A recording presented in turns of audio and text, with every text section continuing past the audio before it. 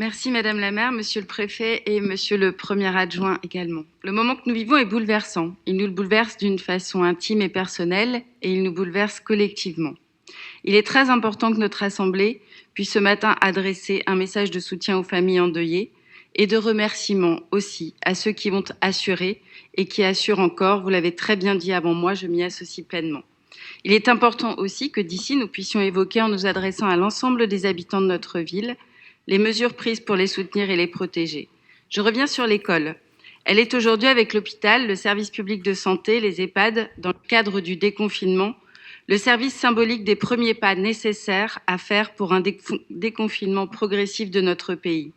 C'est le petit cœur vivant et citoyen de nos communes, de notre ville, de nos quartiers. Retrouver le chemin de l'école est essentiel parce que c'est tout simplement retrouver le chemin des droits de l'enfant dont beaucoup ont été mis à mal et sont mis à mal aujourd'hui. Explosion des inégalités, du décrochage scolaire. Nous l'avons vu aussi, les cantines sont bien plus qu'un service public logistique. Ils jouent un rôle social et de santé publique absolument essentiel. Nous l'avons vu aussi, le drame de la maltraitance et plus généralement pour l'équilibre social, psychologique de tous les enfants liés au confinement. Les annonces du Premier ministre de cet après-midi sont très attendues. Comme maire, comme élus locaux, nous mobiliserons toutes nos équipes pour assurer le bon fonctionnement de ces bâtiments et prendre les mesures de protection sanitaire.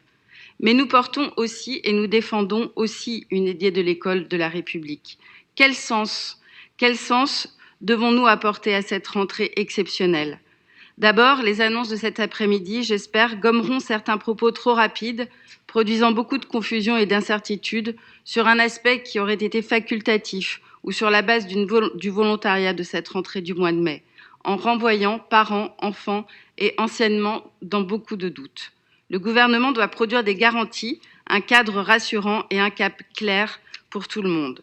Les bases de cette reprise doivent se faire dès le début pour une école qui est et redevient cet espace partagé de transmission et des valeurs de notre République et de l'humanisme.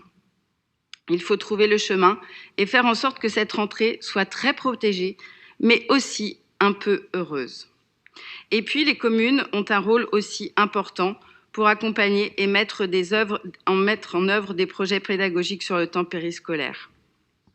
Il faut retrouver, dans le cadre de cette crise, les chemins d'un État qui nous accompagne plus qu'il ne divise ou renvoie les territoires à leur seule capacité d'investir, d'agir, c'est-à-dire inégale selon les territoires.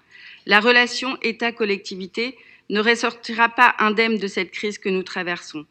Il faudra forcément repenser les choses autrement, l'organisation verticale, centralisée, surtout après des décennies de coups portés aux services publics de santé et de l'éducation, pour ne citer que cela, est bousculée.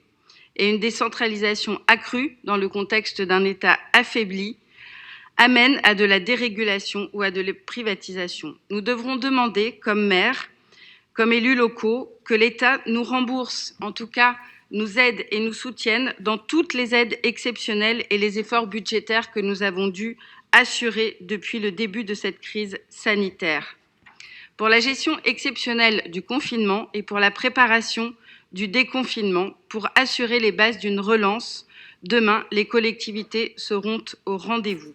Le plan de relance devra prendre en compte une prise en charge par l'État de ses dépenses. La solidarité, l'écologie, le climat doivent être les socles de toute action des premières décisions de sortie de crise. Décisions privées comme publiques, a fortiori publiques.